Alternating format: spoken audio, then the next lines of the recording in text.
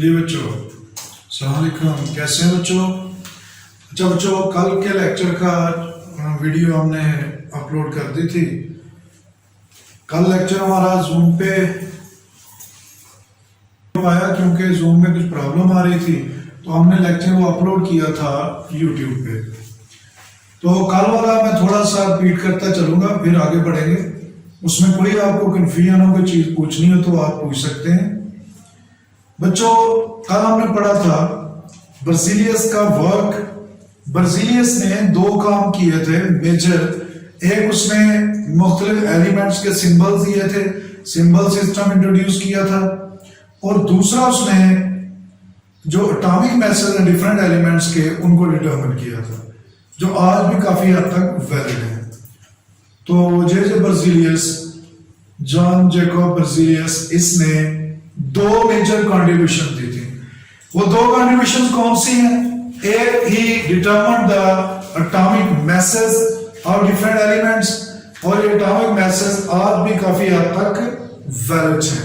और दूसरा, ही introduce a symbol system. उसी ने बताया कि कार्बन को सी से, हाइड्रोजन को ए से, ऑक्सीजन को ओ से, नाइट्रोजन को एन से रिप्रेजेंट किया जाए। ये दो पॉइंट्स आपको आने चाहिए। दूसरी बात हमने की थी एविडेंस ऑफ एटम। एटम है कि नहीं है, इसका क्या सबूत है?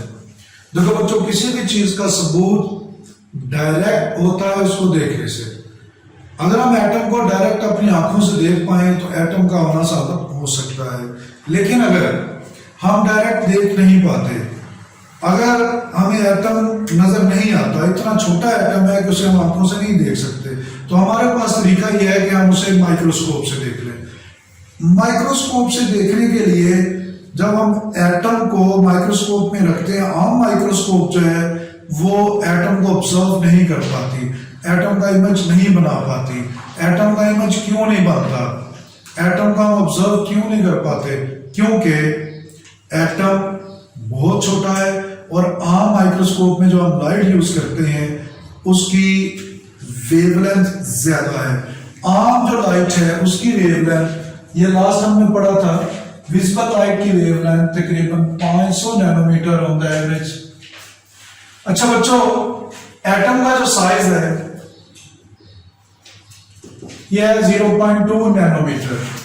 1 नैनोमीटर 10⁻⁻⁹ मीटर के इक्वल होता है, यानी 1 मीटर का कोई 1 अरबवां हिस्सा, इतना छोटा है नैनोमीटर।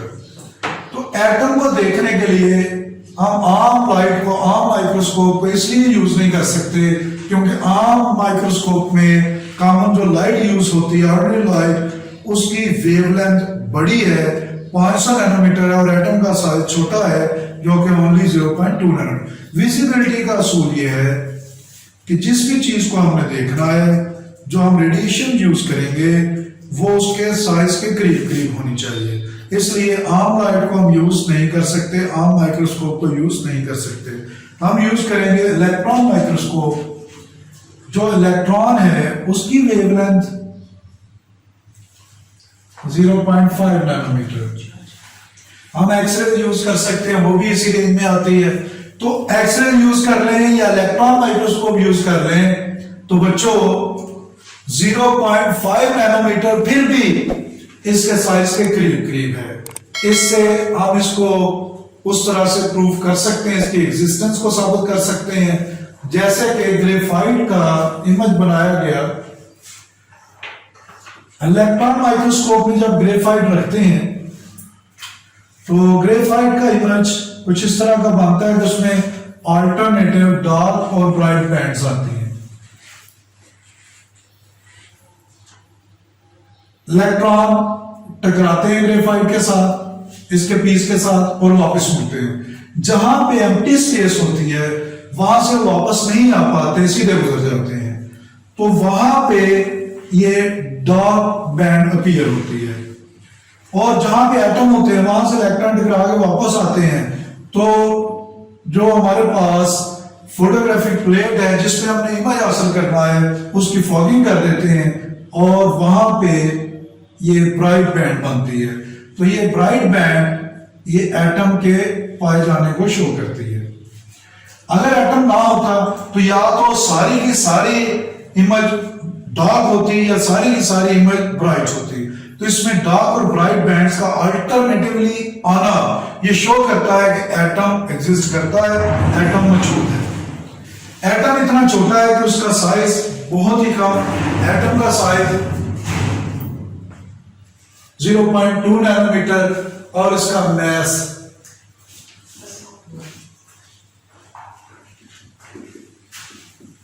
बहुत ही कम।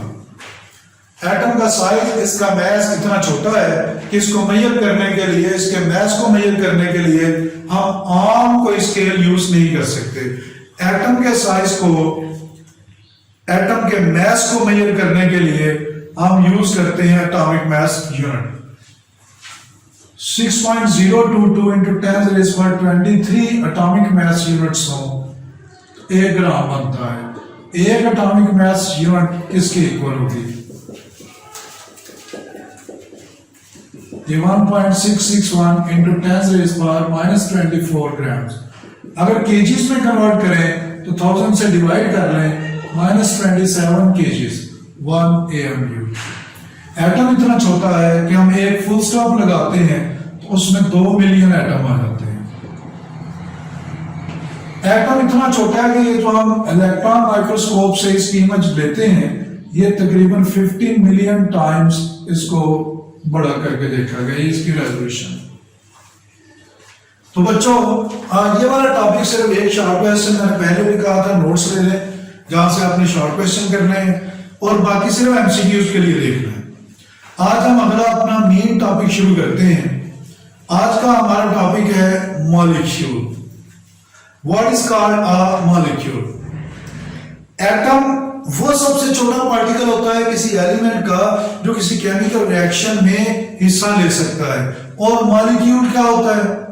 मॉलिक्यूल किसी एलिमेंट या कंपाउंड का वो सबसे छोटा पार्टिकल कि जो इंडिपेंडेंट एग्जिस्टेंस रखता है, मॉलिक्यूल।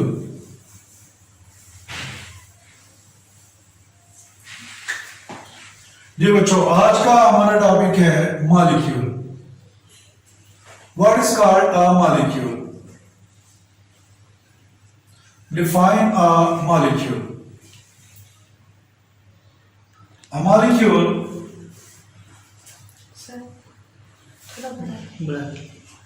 एक मॉलिक्यूल एक ऐसा सबसे छोटा पार्टिकल है, smallest particle of an element or a compound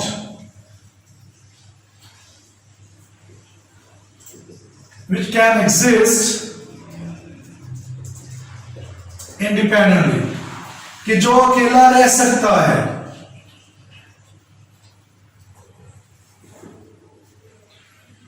जो इंडिपेंडेंट एग्जिस्टेंस रखता है। अच्छा बच्चों, एटम था कि एक ऐसा छोटा पार्टिकल किसी एलिमेंट का जो केमिकल रिएक्शन में हिस्सा ले सकता है। और मॉलिक्यूल एलिमेंट का भी हो सकता है, कंपाउंड का भी। A molecule is the smallest particle of an element or a compound which can exist independently, जो अकेला रह सकता है। अकेला क्यों रह सकता है? क्योंकि अक्सर बेशतर एक मॉलिक्यूल के तमाम एटम्स के जो वैलेंस शेल्स हैं वो कंप्लीटली फिल्ड होते हैं। मॉलिक्यूल की डिफरेंट टाइप्स हैं। अगर हम नंबर ऑफ एटम्स के हवाले से देखें तो कुछ मॉलिक्यूल ऐसे होते हैं कि जिनमें सिर्फ एक ही एटम होता है।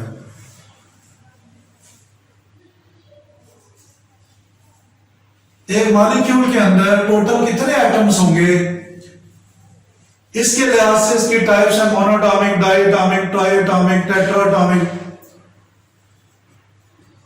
Number of atoms present in a molecule is called its atomicity. अगली डेफिनेशन है atomicity, number of atoms present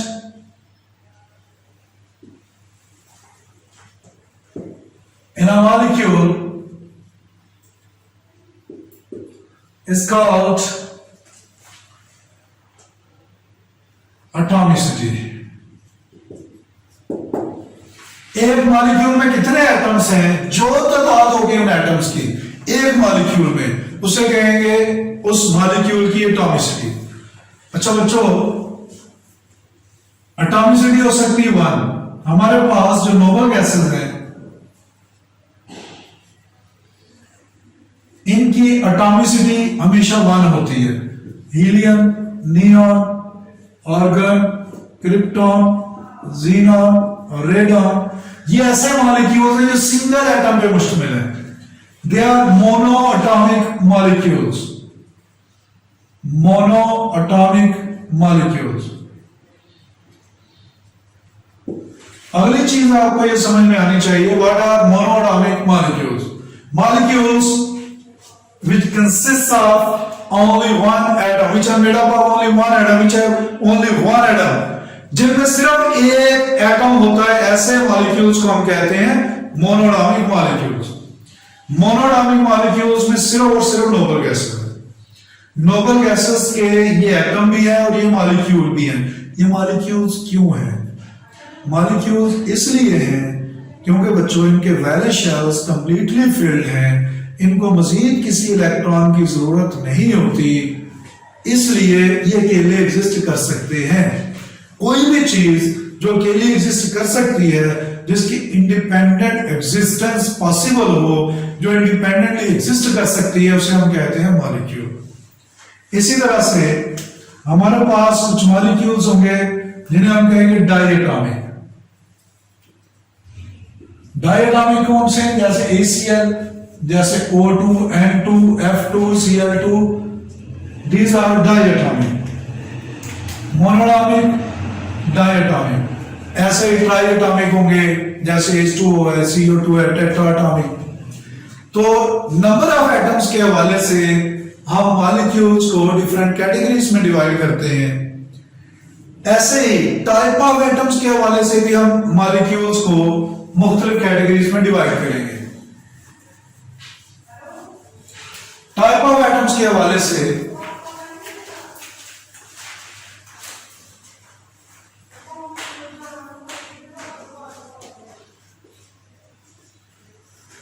हमारे पास एक मॉलिक्यूल है जो सिर्फ H2, एक मॉलिक्यूल है हमारे पास CO2,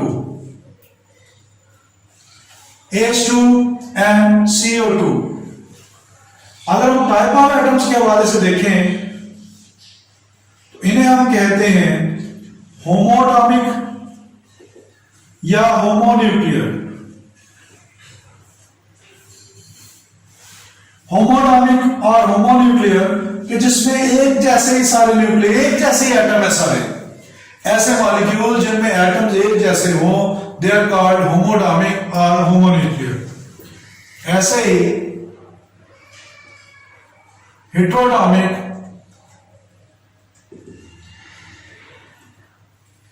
हेटेरोन्यूक्लियर। For example ACl, for example HF, Na3, जिनमें डिफरेंट टाइप्स के एटम्स हों। फिर इसी तरह से हम मॉलिक्यूल्स को डिवाइड करते हैं दो कैटेगरीज में, micro and macro molecules. Micro molecules and macro molecules. Size के हवाले से micro means small,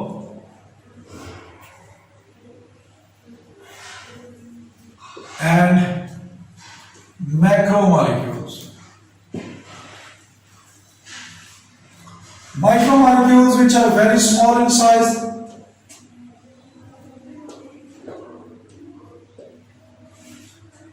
made up of some atoms, 1, 2, 3, 4, 5 थोड़े से एटम्स मिले हुए हो, and macromolecules they are big in size,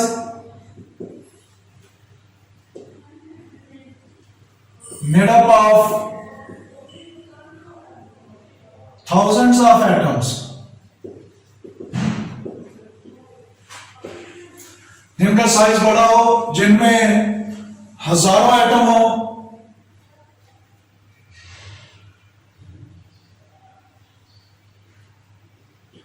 made up of small units. अच्छा, इसमें छोटे छोटे यूनिट्स अक्सर आपस में लिंकअप किए होंगे, जैसे प्रोटीन में अमीनो एसिड जुड़े होते हैं, डीएनए में, आरएनए में न्यूक्लियोटाइड जुड़े होते हैं। अगर छोटे छोटे यूनिट्स मिलते हैं, बड़ा मॉलिक्यूल बनाते हैं, तो उसे हम कहते हैं मैक्रो मॉलिक्यूल। एक मैक्रो मॉलिक्यूल में हजारों एटम हो सकते हैं, साइज उसका बड़ा होगा, उसके अंदर छोटे छोटे यूनिट्स मिलके आपस में लंबी चेन की शक्ल में पाए जाते हैं। मैक्रो मॉलिक्यूल्स की एग्जांपल्स क्या है? देखो बच्चों, कार्बोहाइड्रेट्स में cellulose, glycogen, they are macro molecules. Protein में हेमोग्लोबिन, मैक्रो मॉलिक्यूल। एक शॉर्ट क्वेश्चन आपने करना है इसमें, what are macro molecules, give example. ये नोट्स में मौजूद है। मैक्रो मॉलिक्यूल्स वो होते हैं जिनका साइज बड़ा हो, हजारों एटम हो और छोटे छोटे यूनिट से मिलकर बने हो। सिंपली इतना आपने अगर इतना भी बता देंगे ना, which are very big and size, they are called macro molecule, फिर भी ठीक है। For example haemoglobin. हेमोग्लोबिन कहां पाई जाती है, किसी को पता है? रेड ब्लड सेल्स में। कहां पाई जाती है? रेड ब्लड सेल्स में। काम क्या होता है इसका? रेड ब्लड सेल्स में हेमोग्लोबिन पाई जाती है। इसका काम होता है गैसेस को कैरी करना। ये ऑक्सीजन को लेकर जाती है बॉडी के एक पार्ट से दूसरे पार्ट में। लंग से towards the different parts of the body, और different parts of the body से मुख्तलिफ चीजों को कलेक्ट करके, जैसे मुख्तलिफ गैसेस, CO2 वगैरह हो सकती है। तो मेन काम हेमोग्लोबिन का ऑक्सीजन को एक हिस्से से दूसरे हिस्से तक पहुंचाना। हेमोग्लोबिन एक मैक्रो मॉलिक्यूल है। ये ग्लोब्यूलर प्रोटीन है, ग्लोब की शक्ल की प्रोटीन है, मैक्रो मॉलिक्यूल है। और इसमें कोई 10,000 एटम्स मौजूद होते हैं, डिफरेंट कार्बन के, हाइड्रोजन के, नाइट्रोजन के, ये मुख्तलिफ तकरीबन 10,000 एटम्स होते हैं। और एक हाइड्रोजन से, अच्छा ये दो चीजें याद रखनी बस इसमें, हेमोग्लोबिन में तकरीबन 10,000 एटम्स और 68,000 टाइम्स हैवियर होती है हाइड्रोजन के एक एटम से। यानी हाइड्रोजन के एक एटम से इसका मास इतना ज्यादा होता है। अच्छा बच्चों, मॉलिक्यूल वाले टॉपिक में क्या याद रखना है आपने? Number 1 what are molecule, give example. दूसरा, what is atomicity. Atomicity means कितने एटम हैं एक मॉलिक्यूल में। अच्छा बच्चों, जरा मुझे बताएंगे, ये आपके सामने एक मॉलिक्यूल है, इसकी एटॉमिसिटी क्या है? C6H12O6। हाँ बच्चों, इसकी एटॉमिसिटी बताएं। C6H12O6 जी, चैट बॉक्स में बताएं कितनी है इसकी एटॉमिसिटी। टोटल एटम को हम करें, कार्बन कितने हैं? 6 ये हैं। हाइड्रोजन कितने हैं? 12 प्लस 6, टोटल कितने हो गए? 24 is the atomicity of glucose. अब इसकी बताएं, C12H22O11। What's the atomicity of sugar molecule. Sucrose के एक मॉलिक्यूल की एटॉमिसिटी क्या होती है? जी बच्चों, इसकी एटॉमिसिटी बताएं, क्या एटॉमिसिटी है सुक्रोज के एक मॉलिक्यूल की? टोटल काउंट करें, 12 plus 22, 34 plus 11, 45। 45 is the atomicity of sucrose molecule। अच्छा, ये ऐसे क्वेश्चन बेटा MCQs में आ जाते हैं, एंटीटेस्ट में भी पूछे जा सकते हैं। एंटीटेस्ट में कैसे पूछा जाता है? ये तो है एक मॉलिक्यूल में इतने एटम हैं, 10 मॉलिक्यूल्स में टोटल कितने होंगे निकाल सकेंगे। एक में कितने, ग्लूकोज में 24, 10 में टोटल 10 से मल्टीप्लाई कर लें।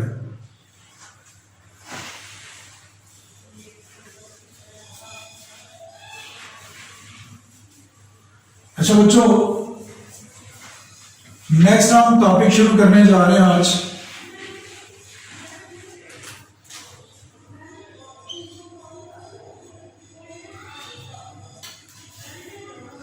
आयन, ब्रिटिश वाले आयन और अमेरिकन प्रोनाउंस करते हैं आयन। आयन किसे कहते हैं? What is called an ion?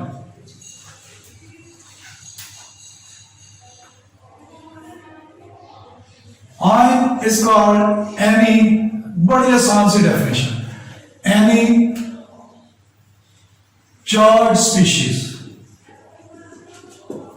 3 word है बस, मुख्तलिफ तरह से और भी हम डिफाइन कर सकते हैं, लेकिन आसान तरीन डेफिनेशन, एनी चार्ज स्पीशीज, कोई भी ऐसी चीज जिसपे चार्ज हो, कौन सा हो, चाहे पॉजिटिव हो चाहे नेगेटिव, कोई भी ऐसी चीज जिसपे कोई चार्ज होता है, चाहे पॉजिटिव हो चाहे नेगेटिव हो, उसको हम नाम देते हैं आयन का। कोई भी स्पीशीज, चाहे उसमें एक एटम, चाहे 2, चाहे 10, चाहे 100, चाहे 1000, जितने मर्जी हो, अगर किसी चीज के ऊपर चार्ज आ जाता है, किसी एटम पे, किसी मॉलिक्यूल पे, उसको हम कहेंगे आयन। आयन बड़ा 2 तरह के होते हैं, एक को हम कहते हैं कैटायन और एक को कहते हैं एनायन। कैटायन और एनायन। कैटायन क्या मतलब है? कैटायन का कौन सा चार्ज होता है इस पे? बताएं, शायद पॉजिटिव के नेगेटिव? कैटायन पे। और एनायन पे नेगेटिव। अच्छा बच्चों, positively charge ion is called cation. Why is it called cation? किसी को पता है इसका नाम ये क्यों है? कैटायन का मतलब बिल्ली वाले आयन नहीं, कैटायन नाम क्यों दिया इसको? वैसे तो कैट का मतलब बिल्ली होता है ना। कैटायन क्यों कहा गया इसे? क्यों कहा गया इसे? एनायन क्यों कहा गया? सबसे पहले तो ये पता होना चाहिए कि इनको ये नाम क्यों दिए गए, कैटायन और एनायन। हाँ, हमें पता है, किसी को बताएं शाबाश जल्दी से। What is called cation? Positively charge ion. Why is it called cation? इसको कैटायन क्यों कहा गया? इसका नाम कैटायन क्यों है? जी बच्चों, इसको कैटायन इसलिए कहते हैं कि जब हम इलेक्ट्रोलिसिस करते हैं किसी चीज का, जैसे Na पॉजिटिव और Cl नेगेटिव, NaCl को पिघला लिए, 2 आयन बन गए। पॉजिटिव आयन जाता है टुवर्ड्स द कैथोड और नेगेटिव जाता है टुवर्ड्स द एनोड। अब ये देखें, कैथोड के पहले 3 लेटर CAT हैं, तो ये बन गया कैथोड की तरफ जाने वाले आयन। कैटायन का मतलब है जो कैथोड की तरफ जाते हैं ड्यूरिंग इलेक्ट्रोलिसिस। कैथोड की तरफ वो जाएंगे, कैथोड की तरफ वो जाएंगे जिनके ऊपर पॉजिटिव चार्ज होगा। तो कैथोड की तरफ चूंकि ये मूव करते हैं during the process of electrolysis, that's why they are called cations. और एनायंस, एनोड के पहले 2 लेटर देखें, ए और एन। एनायन का वैसे तो मतलब बनता है एक आयन, NaN, दे आर्टिकल्स आप यूज करते हैं इंग्लिश में। एनायन यहां पे इसका मतलब है एनोड की तरफ जाने वाले आयन। ऐसे आयन्स जो एनोड की तरफ मूव करते हैं during the process of electrolysis, they are called anions. Cations and anions, इनका basic difference, cations are positively charged and anions are negatively charged.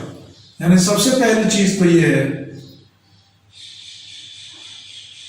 Positively charged ions and negatively charged ions.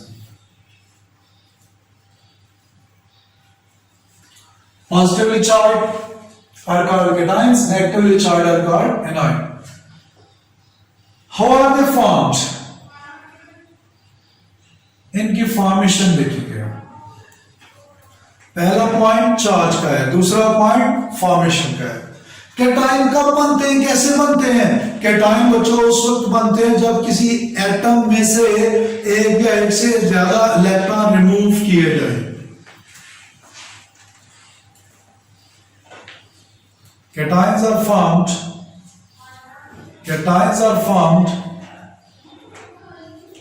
when one or more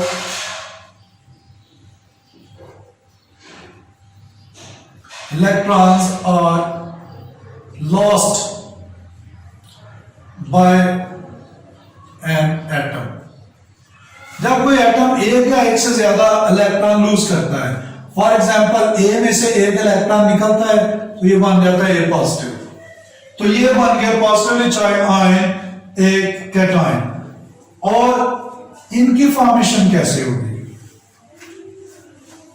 यहां पे इसका ये point number 1, ये point number 2 इसकी भी formation का। Anions are formed when one or more electrons are gained by an atom। जब कोई एटम इलेक्ट्रॉन अब्सॉर्ब करता है, जैसे फर्ज करें बी है, बी एक इलेक्ट्रॉन ले तो ये बन गया बी नेगेटिव, ये एक एनाइन बन गया। हाँ भाई, कैटायन कब बनते हैं और एनाइन कब बनते हैं? कैटायंस उस वक्त बनते हैं जब इलेक्ट्रॉन्स रिलीज किए जाए, और एनाइंस कब बनते हैं? जब इलेक्ट्रॉन्स अब्सॉर्ब किए जाए। अगर एक इलेक्ट्रॉन रिलीज हो, एक पॉजिटिव चार्ज आता है, दो रिलीज हो, दो पॉजिटिव चार्ज आ जाता है, तीन रिलीज हो, तीन पॉजिटिव आता है। जितने इलेक्ट्रॉन कोई एटम रिलीज करता है उतना इस पे पॉजिटिव चार्ज आ जाता है, जितने इलेक्ट्रॉन कोई एटम ऑब्जर्व करता है उतना इस पे नेगेटिव चार्ज आ जाता है। अच्छा बच्चों, एनाइन क्या है? एनाइन की डेफिनेशन आपको आनी चाहिए, कैटायन एनाइन की फॉर्मेशन ये आनी चाहिए। 3-4 पॉइंट्स और हैं इनके मुतालिक, ये आज मैं इकट्ठे नहीं डिस्कस करूंगा, इंशाल्लाह अगले पॉइंट्स हम कल नेक्स्ट लेक्चर में डिस्कस करेंगे। कोई भी आपको कंफ्यूजन इससे रिलेटेड तो आप पूछ सकते हैं, चाहे डायरेक्ट पूछ लें, चैट में पूछ लें, मुझे व्हाट्सएप पे पूछ लें, कॉल करके पूछ लें, इंशाल्लाह मैं आपको जवाब दूंगा। ठीक है बच्चों, अल्लाह हाफिज।